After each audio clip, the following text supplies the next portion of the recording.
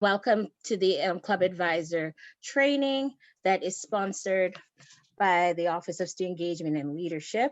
I also want to thank you for agreeing to serve as a club advisor. Um, this semester, I would say for most of us, maybe except for maybe one or two of us, this is a part of our regular position duties at the college, and the rest of you are volunteering your time, and so we do appreciate that. So at this time, if you will get started by going around to just introduce yourself, your name, your position title, and if you don't have a picture on your profile, and it's always good if you're able to put your cameras on and on mute when you do your introduction. That would be good. It's always good to put a name with a face, but if you're unable to do so, I understand as well.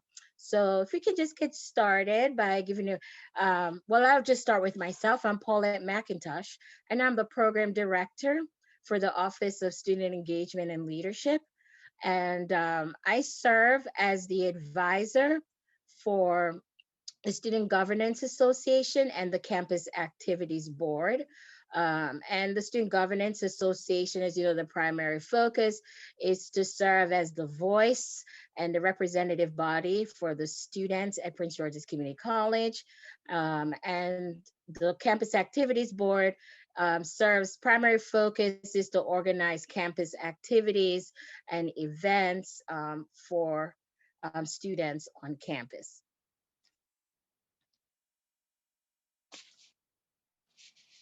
Okay, so I'll go. I'm Janelle Simpson, the program manager for the Office of Student Engagement and Leadership. I advise I oversee all the clubs and organizations, but I advise two clubs, the National Society of Collegiate Scholars and the National Society for Leadership and Success. So the National Society for Collegiate Scholars accepts students who have between a 3.5 GPA and above. It's within their first or second year status at Prince George's Community College, and the National Society of Leadership and Success is catered to students who have a 2.5 to a 3.49 GPA and are within their first or second year here at the college. Hello, everyone. My name is Kathy Yorkshire. I am the Honors Program Coordinator, and I am also co-advisor of the Honors Society / PTK Phi Theta Kappa student clubs. And the primary focus for those clubs is really leadership, promoting leadership and academic excellence. And the minimum grade point average that students need to be members of our Tau Pi chapter is 3.5. Okay. Guess I should follow after Dr. Yorkshire. I'm Lindsay Dodson. I work with Kathy Yorkshire. I'm one of the two advisors. The two of us work together for the Honor Society Club, which is the club attached to the honors program, which is the academic based program at the college, and also the chapter, Tau Pi chapter, which is the school chapter of Phi Theta Kappa International Honor Society. So we both work together with both of those clubs, and there is some overlap in the student population in those clubs, but they are separate clubs and organizations. So some students are in honors, but not Phi Theta Kappa. Some students are in Phi Theta Kappa, but not honors program, and some are in both. So there can be confusion often, but they are two different things. And Kathy and I work with students in both those clubs and organizations. Good afternoon. My name is Ashante Bryant Foster. Here at the college, I serve as the department chair for education. And the club that I have the pleasure of advising is the PGCC OWLS ASCD student chapter for those interested in teaching and education. And the whole idea of the club is to support students that are interested in the field of education, not just teaching, but anything dealing with education. And we do that through networking. And because we're a new club, we are looking forward to service projects and student engagement but this is our second semester, so we're glad to be here. Thank you.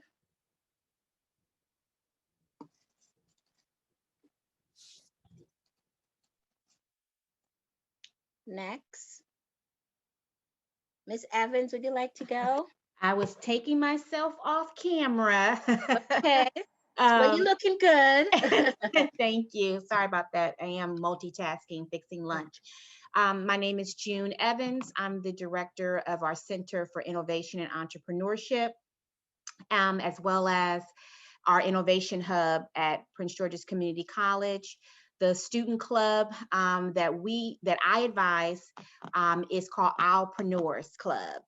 And the primary focus of the student club of Owlpreneurs is to support those entrepreneurial-minded students that want to learn how to engage in the entrepreneurial mindset / innovation process to developing ideas, solving problems, taking on challenges, or those that even have the desire to become entrepreneurs themselves. Great. Okay, I will go. My name is Kujo Kumari. I'm a professor at the tech department, that is technology engineering.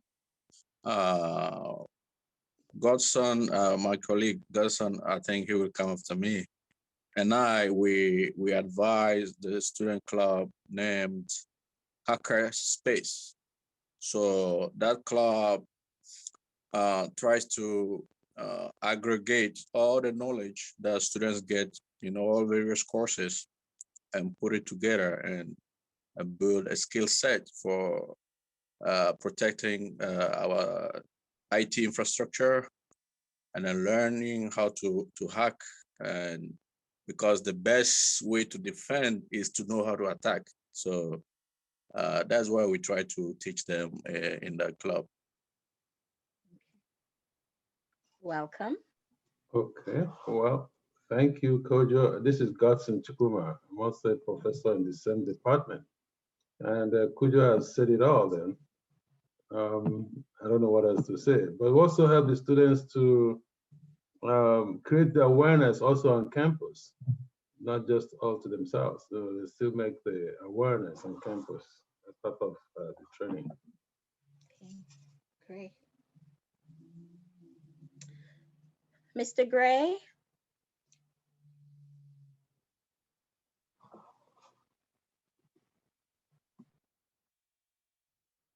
Are there any other advisors who not had a chance to introduce themselves who are present?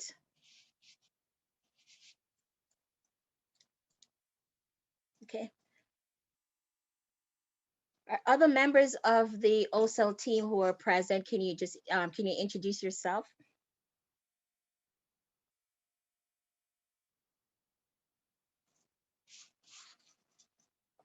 Ms. Robinson?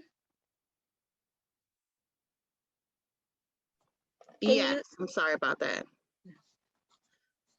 Can you introduce yourself? Thank you. Yes, 1 second. Yes. Yes, good afternoon, everyone. My name is Ms. Robinson. I am the admin associate in the Office of Student Engagement and Leadership, and I oversee the budget for the clubs and organizations, as well as the department. So I handle all of the finances. All right. Okay. Well, welcome everyone, and thanks for attending today's session.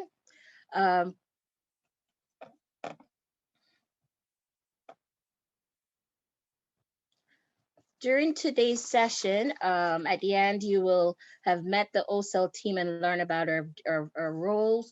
You'll learn about a club liaison and their role in supporting the clubs.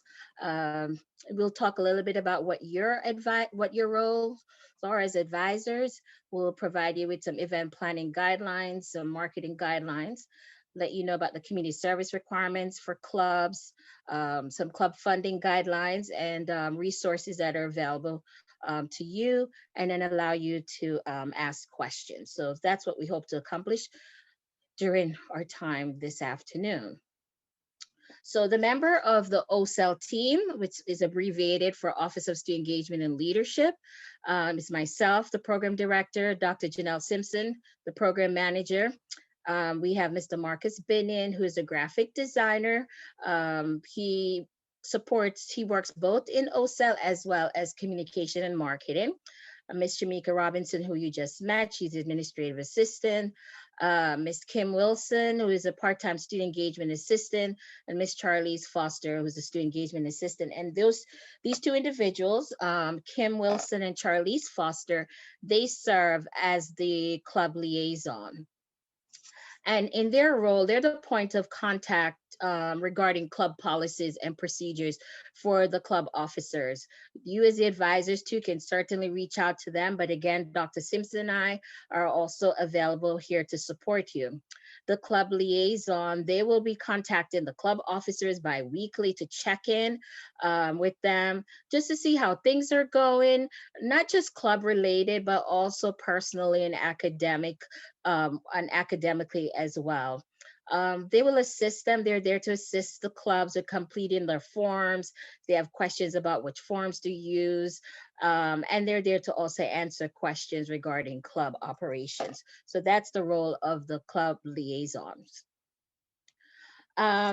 And I know this list is not completed, and I know Dr. Simpson will add the other clubs because there were some clubs that got registered after we had completed this list. But Ms. Kim Wilson, and their email addresses are there, will serve as the club liaison for the Campus Activities Board, Coding for Clubs for Girls, the Honors Program, the OCAD Club, which is the Outreach Community Application Diversity, the OWL newspaper, and the OWL Success Squad ambassadors.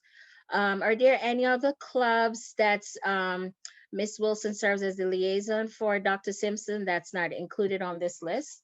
Yes, whenever your club or organization receive their approval notice, your club liaison information is in those notices. So if you happen to not see your club listed and you're unaware, it can be found in that caveat. But if you can't find it, feel free to email me and I'll let you know directly. Okay, thank you. And then as you can see the list to my right, that Ms. Charlize Foster serves as the club liaison for. Again, they're here to support you. Give you a few minutes to look at that. Okay, thanks. So your role as advisor, Paulette, yes. can I jump in on that screen before? Would it help your office to have the PTK and the honors with the same contact person? Would that help streamline communication for your office? Because Kathy and I are with both of those. It doesn't, I know you addressed it to Paulette, but because I kind of I oversee the club liaison, so no, it doesn't matter, only because I know that some of those students do mix, but some of them do have separate offices and they do separate activities. So that way they still can reach out, but because they have their own liaisons, they can reach out to whichever one. Okay, I just wanted to check. I didn't know if that would help your office. Okay. No, and it actually just allows them more forms of communication. More resources. Not another person to contact. Okay, just checking in on that to, since it's going to be the, Kathy and Lindsay, Lindsay and Kathy, Kathy and Lindsay. It serves as a learning tool also for our club liaisons, just to become more familiar with, the work that you all do and all the clubs. Okay. It helps. Sounds great. Thank you, Dr. Simpson, for responding to that. Your role as advisors to serve as a mentor to the students, be that resource person, a teacher and a coach, to motivate them, not just in terms of their club operation, but personally as well. And if issues come up in the club, your role is there also to kind of mediate those issues. And if you need support, because there have been times when the situation might escalate or an advisor might say, I don't know how to really address this. Again, that is where Dr. Simpson and I are here to assist you. In the past, I've had to schedule kind of a mediation meeting with the advisor and the students, or give the advisor some tips in maybe how to address the issue. So again, we're here to assist you. The picture that is featured on the screen is from our annual club student award ceremony. So while I'm at it and it's fresh in my mind, I want to just let you know, and you can add that to your calendar. The annual student award ceremony this year will be on May 12th. Virtually from 5 to 6 p.m. So just add that to your calendar.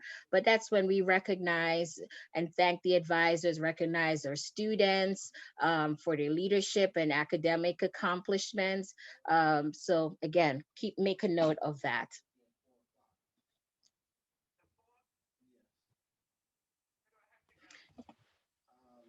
You're also the team builder to kind of help them to get to know each other, make suggestions with the students about how they can, some team building activities, how they can get to know each other.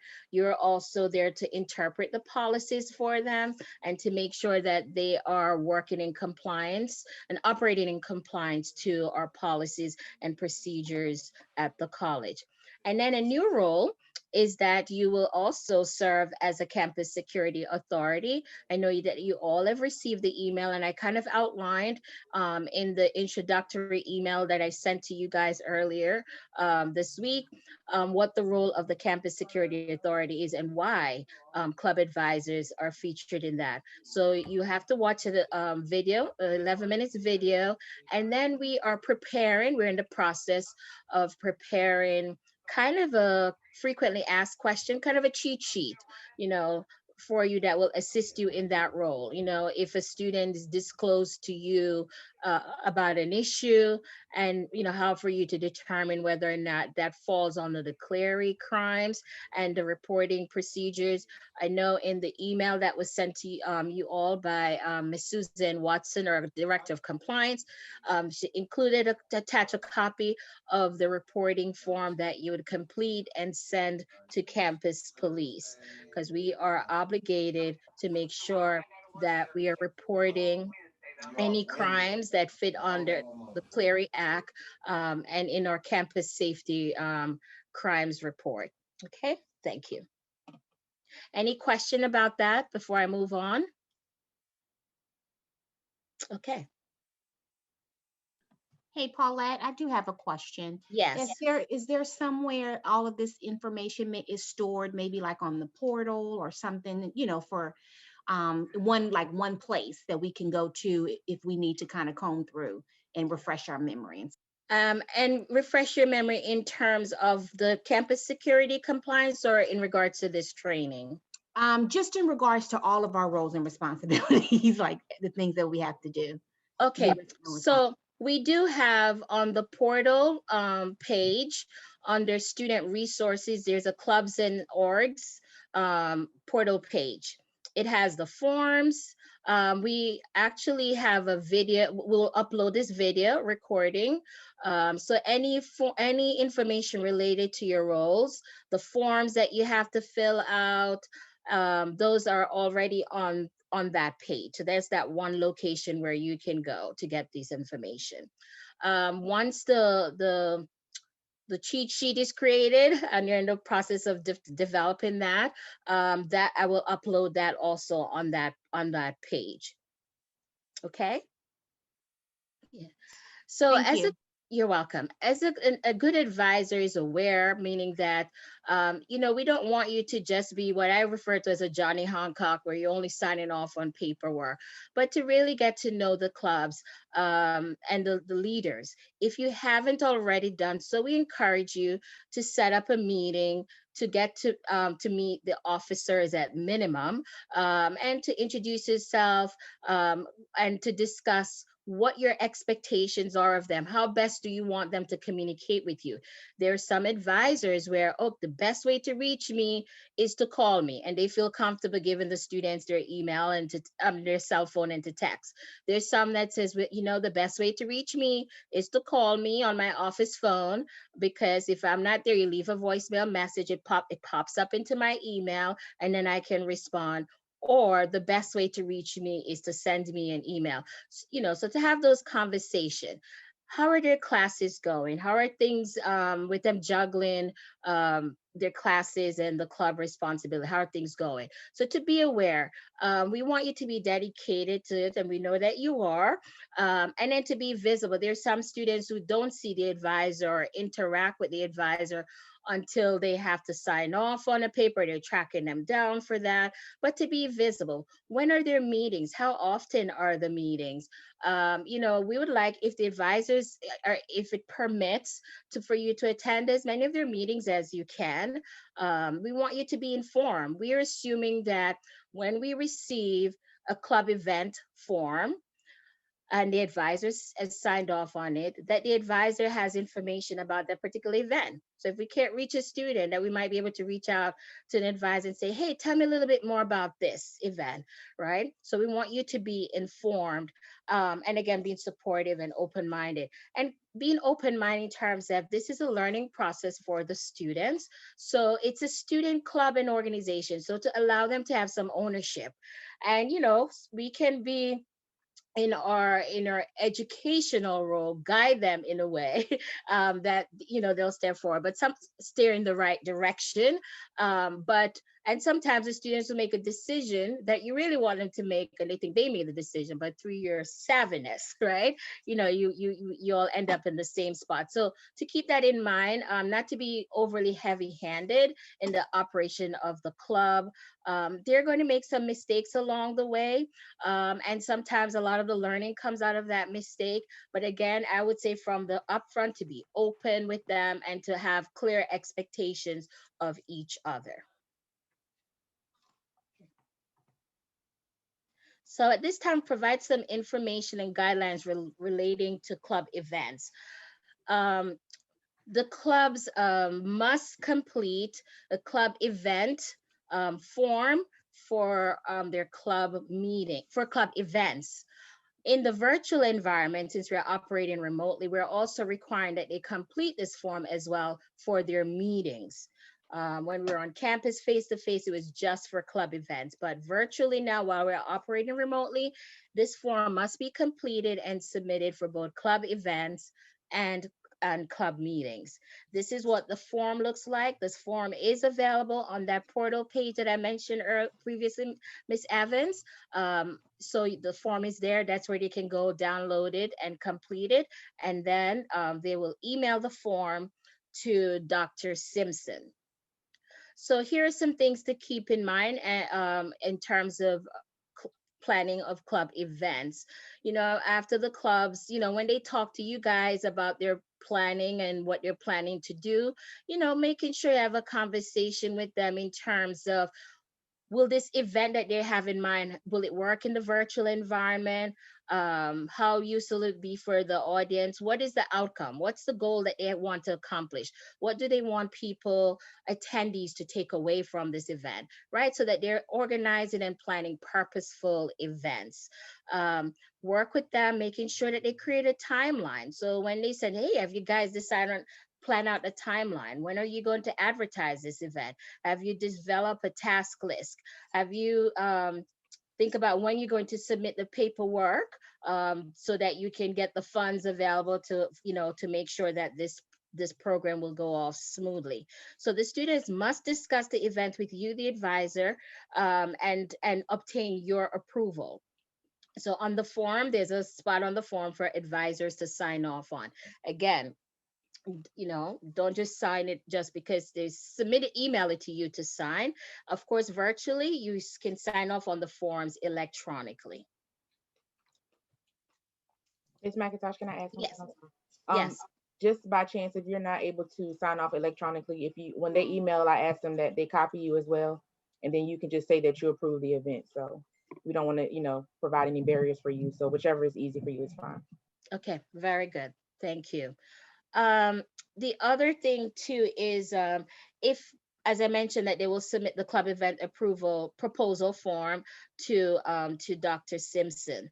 I know that Dr. Simpson has also indicated if they are submitting a form for a meeting, in the body of the email to indicate if they would like to utilize our Zoom. And I will talk a little bit while I'm here in regards to just events and meetings.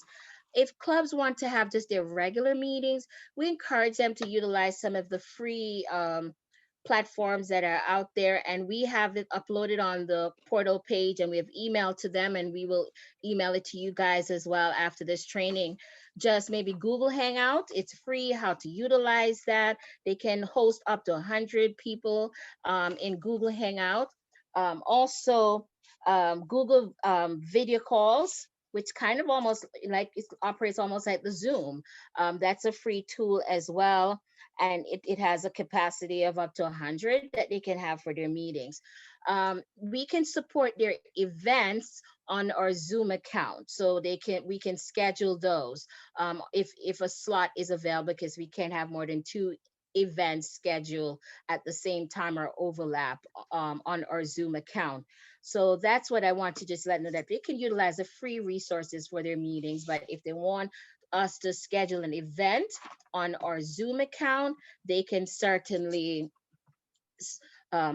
include that information in the body of the email when they submit their event proposal form to Dr. Simpson, and specify the details, the date, the time, and the title of the event. Okay. We'll talk a little bit about the flyers in terms of their flyers for their programs. And is that as you as the advisors to look it over. We have a flyer approval process, which I'll go into after this. But, the flyer must include the date of time of the event title, the locations via Zoom, or if they have to RSVP, that needs to be included on the flyer. And so when you are checking to assist them to review and look over their flyers, to check those things, make sure there are no typos and things like that, before they submit it on to us. And, so that's good. After their flyer is approved, then they can start advertising their events. Okay.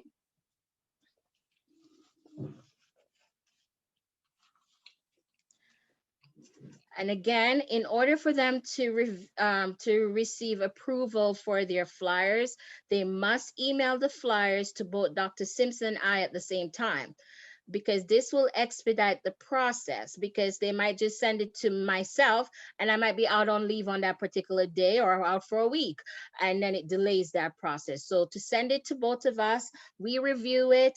On the back end, we also send it to the dean and our graphic artist so that they can sign off on it. So in that case, to work with the students and to advise them that they need to allow 4 to 5 days to get their flyers approved. Sometimes it gets approved in the same day, but at least 4 to 5 days. Okay. We suggest that they should have their flyers designed and submitted and get approved at least 2 weeks before their event, so they can have adequate time to promote their events. Again, flyers, there we have flyer templates on the portal page on the communication and marketing side that has the college's logo on it. We don't want them to manipulate the college logo because we have a style guide and in regards to how the logo needs to be used. So we normally don't have them put the logo on their documents. There's some students who are good with computer graphics and know how to utilize the logo without stretching it and having it distorted. Sometimes we'll allow some of those students to do that. But again, it goes to an approval process. And if it's not in accordance with the college's style guide, then the flyer will not get approved and they'll have to make adjustments to the flyers. Paulette, I have a quick question. Yes, June. Are we allowed to work with the marketing department to create a logo specifically for our club? So right now, they're not creating the logos for the clubs just because of their graphic caseload. But the clubs can create, and they still have to submit that for approval. I guess it just depends on their workload, and so that then doesn't become a priority because it gives the graphic artist for the entire campus. Okay, but it is possible if It's you can always fill out and set and see what happens. Complete the the creative services project request form. but Okay. It's yeah, possible, but it can literally take months at a time. yes. So by the time it's created, you're into an entirely different semester, if it even happens. So it is possible, but the chances are very slim. Okay, thank you. Yeah, and then this is where you can, the students can utilize their resources, and maybe to reach out to, the clubs, communicate with each other. The club liaison can help to get the word. Say, hey, are there any students who are good at graphic, design, and who maybe they can work with to see if they can, volunteer their time to create something for the club.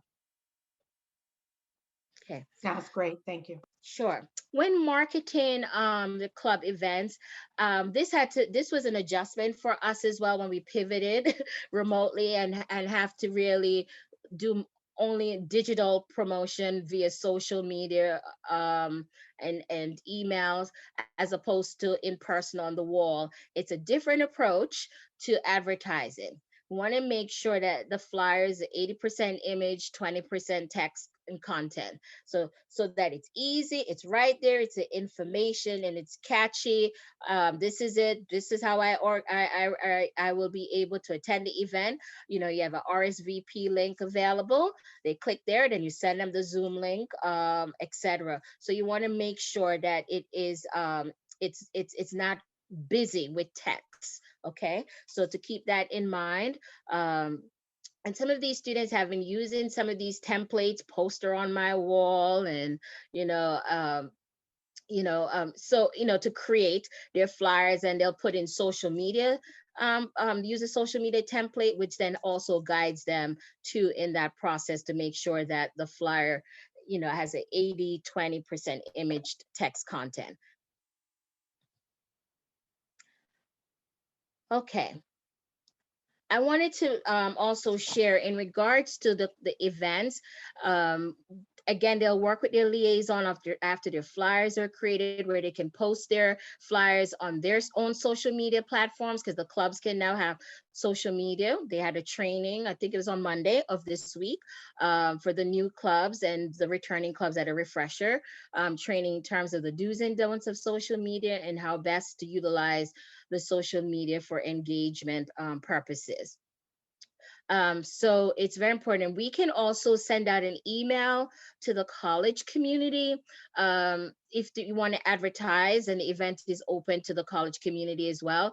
What I just ask of you, you draft the email, then you send that to me, and then I either forward it to the different constituency groups on campus, or I, review it and say, yes, it's okay. You can go ahead, and these are the addresses for the constituency groups, and you can send out the email. We also are able to send out email, not myself directly, but via the vice president and the dean has to approve it, to all students. And so sometimes when we're aware of the club events, or they send us an email and said, can you get this information out to students as well? When we are sending out, and we try to send out twice a month, sometimes it's 3 times a month, the email that we sent to the vice president of student affairs, and her designee to review, and then they send it out, and it comes out from the information center, and that goes out to all students. So that's another tool. We can no longer send out OWL alerts to promote events. OWL alerts is now only used for emergencies. So community service requirement. Each of the clubs, in order to maintain their active status and to be eligible funding for the next semester, not to be on probation, they're required to complete 2 community service projects per semester. And at least half of their active members and the officers must participate in the community service project. And by active, we mean on a regular basis, the members that usually show up for club meetings and things like that. That's what we determine as their active membership. They must receive approval before completing their community service project. So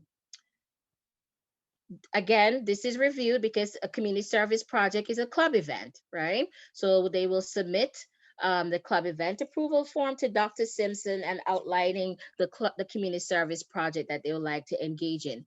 We have created a list of some virtual community service opportunities that students can participate in that is doesn't involve contact, and that they can do from the comforts of their computer, and so we make that available that students can select from those.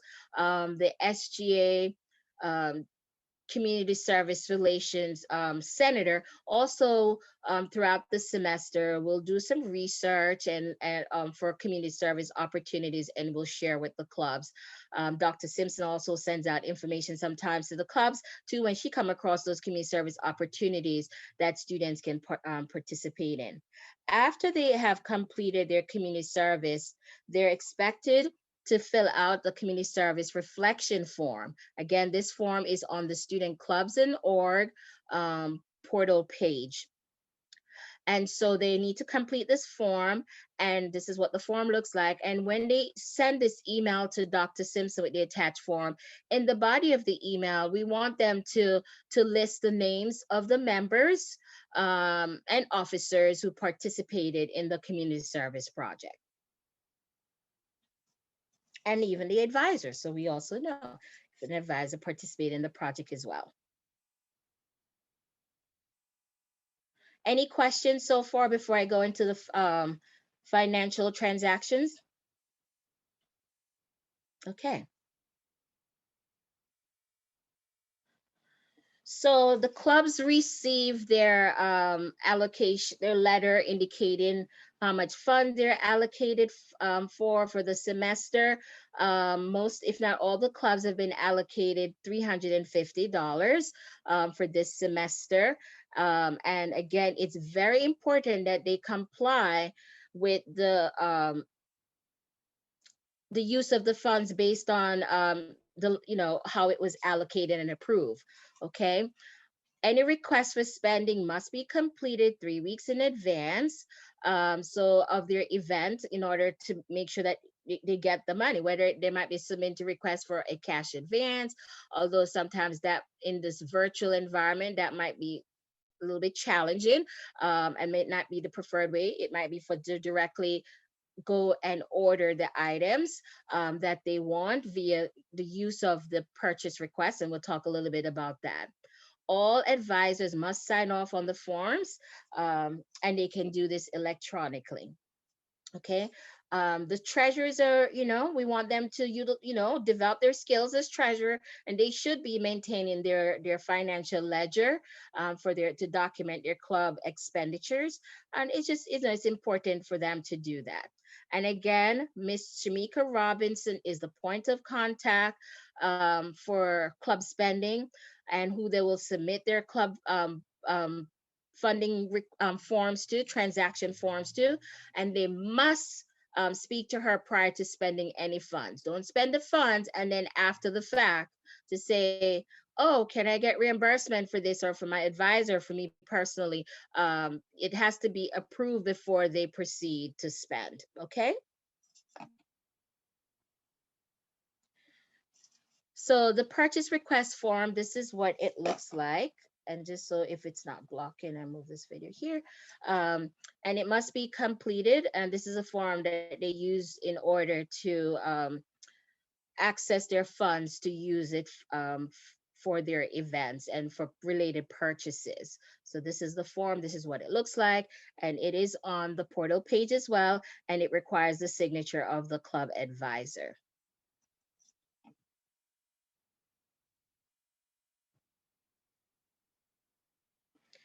The next form that will come into play sometime is the request for vendor services. And this is to be completed for events that requires payment to an external vendor. A vendor is external to the college community, okay? So in addition to the purchase request form, if they are going to be booking a speaker, they're going to be booking external vendor to come in to do a virtual henna tattoo workshop, or a tin whistle workshop, or a DJ for a virtual event. this form must also be completed in addition to the purchase request form.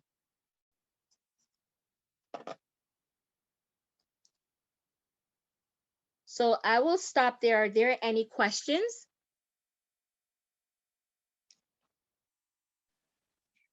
Hey there, Paulette. It's Matt. What's going on? How you doing?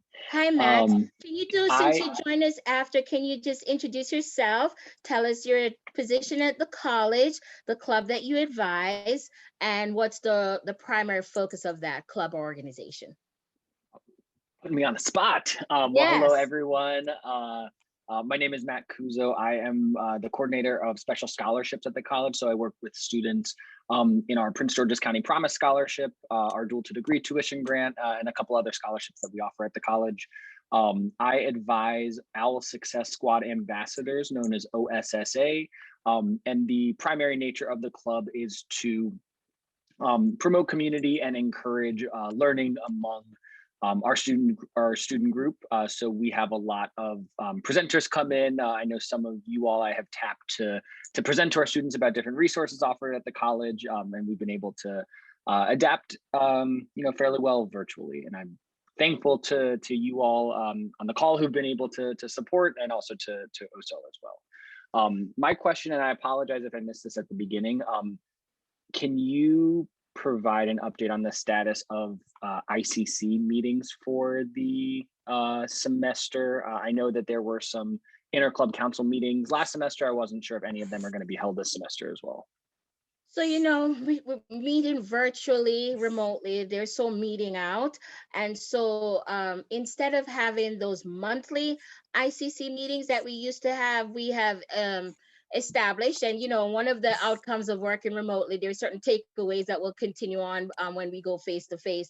We have the student engagement assistants. They serve as the club liaisons, and they have bi-weekly contacts with the students. They're there to answer questions. Now, SGA, to their director, the Senator for Club Relations, they will probably organize, and I know they do plan, at least if not at least once or twice a semester, they might do a kind of an interclub council kind of social in terms of that. But we are not remotely, we're not having those monthly ICC meetings like we used to do face to face. No worries. I wanted to make sure that they didn't, our club's executive board didn't need to be somewhere where they weren't. So if y'all are not having them, I totally understand. So just wanted to check. Thank you so much. Yes. And also just to let you all know, most of the important club dates, like the dates that they need to submit all financial transaction for the semester, those are all posted on the clubs and orgs page, the last day that they can have club activities. And by the way, the last day is the last day of regular classes before finals starts. No club activities can occur or take place during finals. Okay. Also, no club activities can be held during breaks. So, during spring break, they cannot have, the clubs are not operating during the breaks.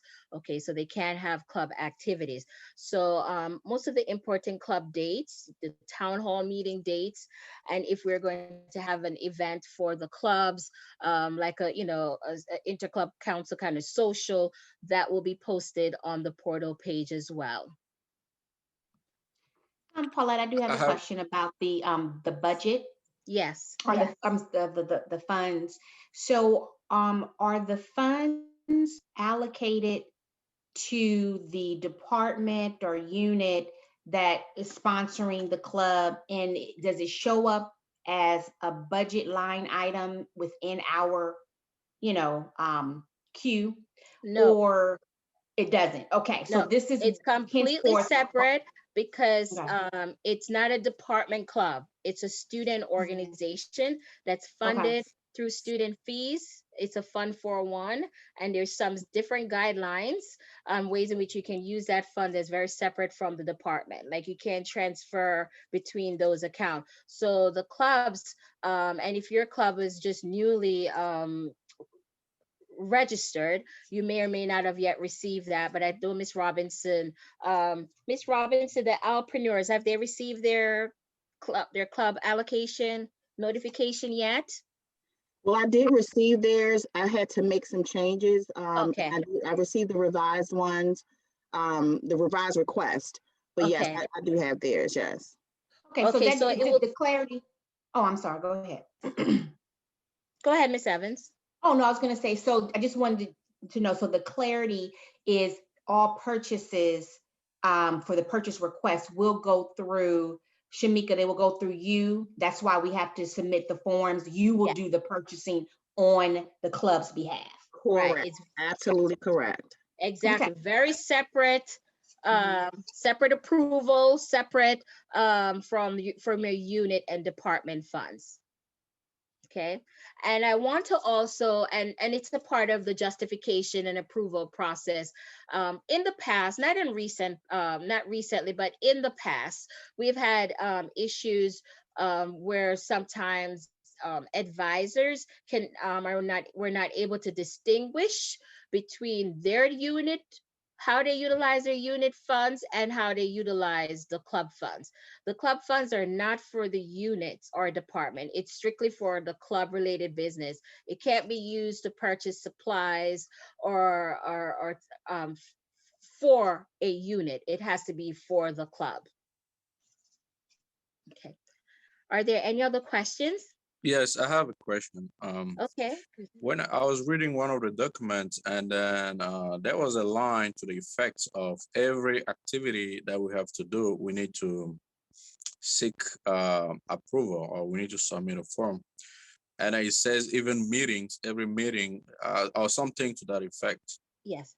We meet every Friday. This our club is a learning club basically. So we meet every Friday, and then requesting them to submit a form every week.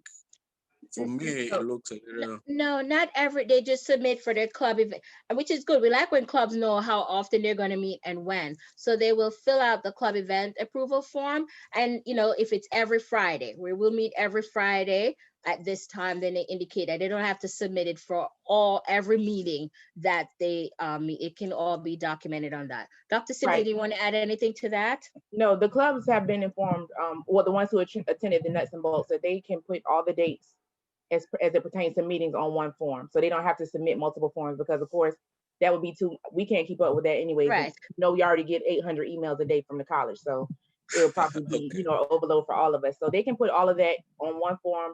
Sometimes, like if we were face to face, they would attach those dates on a Word document and, Mhm. put it with that form just to keep up. But we don't need separate forms for that. It's only the actual events. And then let's say it happens to be an event that you all are hosting twice, you can still put that on one form. Okay. Thank you for clarification. You're welcome. Sure. These are all good questions that you're asking. Are there any more questions? So I don't know, I'm not able to see the chat, but I did want to let you know that we have a recording of the nuts and bolts training that the club officers participated in. We'll drop the link in the chat so you can watch it, and it goes into more detail so that you can watch that recording, and you can have it so that it can serve as a resource for you. We are going to also upload it on the portal page, the Clubs and Org portal page. In addition, we had our virtual club fair that was on Wednesday. Was that Dr. Simpson? Was it? And Yes, it was Wednesday. one of the positive things about, again, operating virtually remotely, it allows for us to think outside the box and having these virtual fairs. And so the fair is, if a student missed it or was unable to attend, the link is we'll continue to share the link and send it out where they can go on this Flipgrid platform and watch the different videos that are showcase videos that are posted by the different clubs. So that link is posted in the chat, or will be posted in the chat if it's not there, that you can click on and you can watch it to learn about the different clubs and to see what was submitted in regards to your own the clubs that you advise. Ms. McIntosh, 1 second. That link is in the chat, and we're going to reach out to your clubs today to tell them who actually won the club fair. So what we did as an incentive for participation, we are giving away 3 prizes, same as we would do in person. So I just want to say thank you to everyone who had a part in their club participation. participating, excuse me, the students, I don't know if it's because of the virtual environment, but I'm even learning more. I didn't even know all these things were just capable of being done technology wise. So they have opened our eyes to a lot of different things. They were very creative with the video. So the link is posted. If you have a chance, please view some of the videos, and you can see they taught our office how to create videos actually. So we just introduced the platform to them and they ran with it. So just let me know if you have any questions, but we're going to notify them either today or Monday in regards to who the winners are. That's good information, Dr. Simpson. I would also encourage you, those of you who serve other student population, whether in teaching or otherwise, to share that link out with those students as well and say, hey, learn about student clubs and organization and how you can get involved. So to please share that with other students. Is there another question? Yes, or please. I comment? have another question. This is Kujo. Okay, Kujo. Yeah, so do students have to register the club every single semester, or once the club is registered, I will just maybe update some information and all that? Because this club has been around for a while, but it looked like this semester we had to redo everything from scratch. So that's a very good question. The clubs have to be activated, become active each semester. They might not have to fill out all those detail forms for the second semester if they were active in the first. Now, in the case of the Hackerspace, you're right, the Hackerspace Club was around for a while, but then there were times they were not active in recent years. So I was glad to see that they're back and active. So yes, they have to go to, because part of the activation process is that we have to just make sure that the students are enrolled. So the form, the form that they have to complete electronically asks for the club officer's name, their contact information. So yes, we have to register the clubs every semester. Not only that, we checking their GPA as well, because they have to maintain a certain GPA to be on the executive board. And so in the past, those of you all who have served as advisors know that we had quite a few forms that they had to complete. So when we went remote, we decided to consolidate those forms and go with the Google route. Whenever we return face-to-face, hopefully will be soon, we will continue with that route, because it's just easier for our students, and we want to make sure that we aren't creating barriers for them to register. So the Google form document is very easy. It's self-explanatory. They are literally just clicking and adding the information, and then they're able to print down all the documents that they need to have as a resource for information that they need. Okay, thank you. You're welcome. Are there any other questions? We have about 2 more minutes or so. Ms. McIntosh, I put the pathway link in the chat. I don't know if you want to speak to that. Yes. So, as I mentioned, one of your roles as advisors is really to educate the students, to help them in enhancing their leadership development. And in the introductory letter that I sent out to you guys, I talk about, we have a student organizational leadership series, pathways, and we have different workshops that are available. So yes, we sent those out to all the students, but that's part of that too, for you guys to give that extra encouragement to say, hey, I really do think you should participate in this leadership series session. So there are lots of great workshops that will be available for them that will help them to enhance their own leadership skill, but also how they lead their clubs and organization. So for example, next Thursday, there is a session on how to facilitate engaging meetings, both remotely and virtually, right? And tips for that so that they can learn. There are upcoming sessions about how to, on member retention, some strategies and things they can do to retain their members, and even recruiting strategies. And these are things that will be helpful. Next Tuesday, there's a session on, understanding their leadership styles and how they will work with each other as leaders in their group, in leading their groups. So the link is posted in the chat. That's another way too, as part of your introduction to them, whether to set up a meeting to meet with them and say, oh, by the way, have you signed up to participate in the leadership training series that OCEL is organizing? If you haven't, I strongly encourage you, here's the link. Click on it. It's a Google form, sign up. It has the dates for all the upcoming sessions, and so that they can click on that. All right. Any other questions?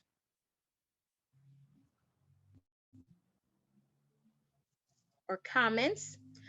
Again, I do want to thank you so much for taking the time to, as I said, most of you, and maybe I think maybe only 3 of us, or even 4 of us that I can think of on this call, where we are paid to advise the clubs that we advise because it's a part of our regular position duties. The rest of you, this is just above and beyond what you do, your service to the college in volunteering as an advisor. So we do appreciate that. And we want you to know that we are here to be a support to you and a resource to you as well.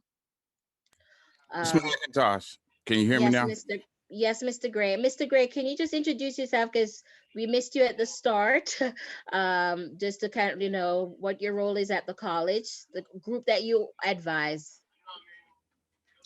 Yeah, I'm the OWL advisor, and I just wanted to extend the opportunity for everybody to contribute and to get their students to send us information about what you guys are doing and give us advance notice so that we can promote and publicize your events. That's it. So we can always be reached at my email address, and I'll type it in, which is GRAY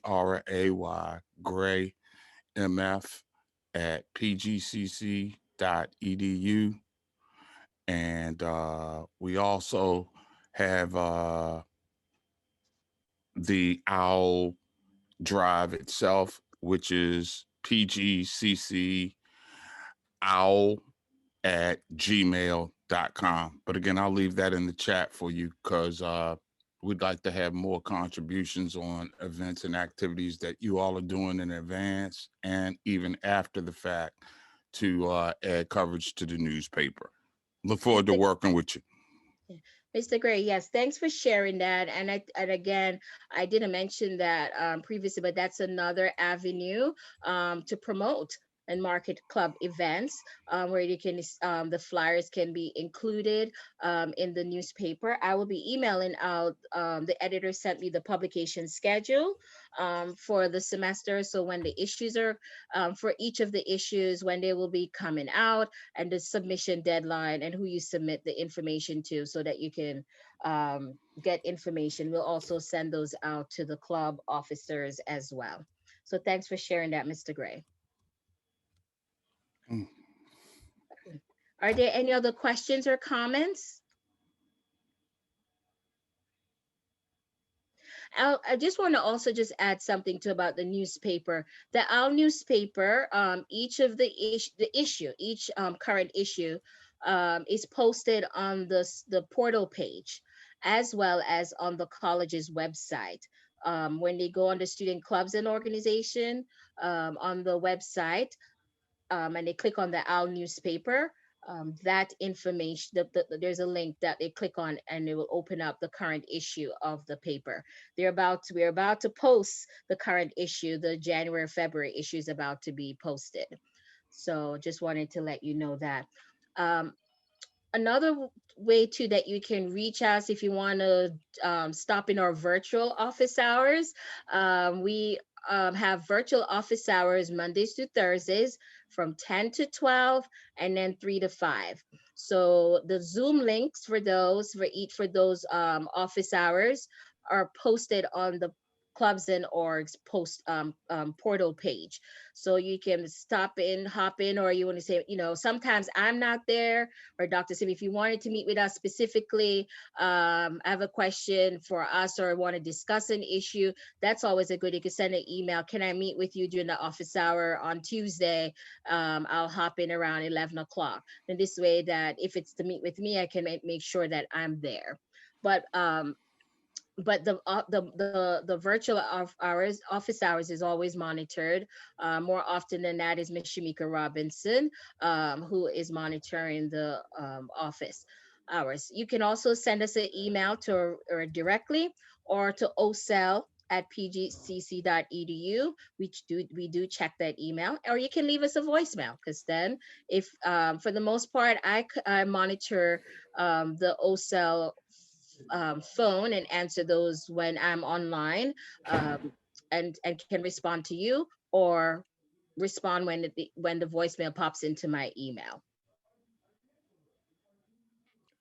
Okay. All right. Well, thank you again for coming out this afternoon to this advisor session. I hope that it was helpful for you, and that you were a little bit more informed about the support that's available, the different guidelines for club operations, and what is expected of you as advisors. So thank you. Bye-bye. Thank you. Thank you, Okay. everyone. Thanks for coming. Thanks, OSL. Y'all take care. Okay. Enjoy your weekend, Bye. everyone. Okay, happy Friday.